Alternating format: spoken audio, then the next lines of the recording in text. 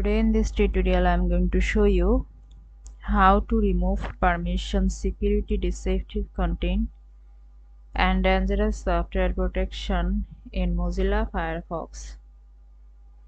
So for this case we will go to the Mozilla Firefox where I have been pinned here. Click and go to the three bar icon.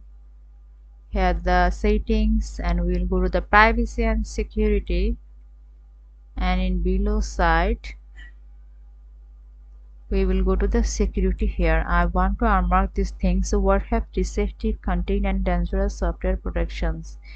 Here there have some features: block dangerous thing and deceptive content, block dangerous downloads, warn you about unwanted and uncommon software. So I unmark this. See, in this way we can unsecure these things. So thank you so much for watching this video. Please subscribe this channel. Hopefully this tutorial will help you so much.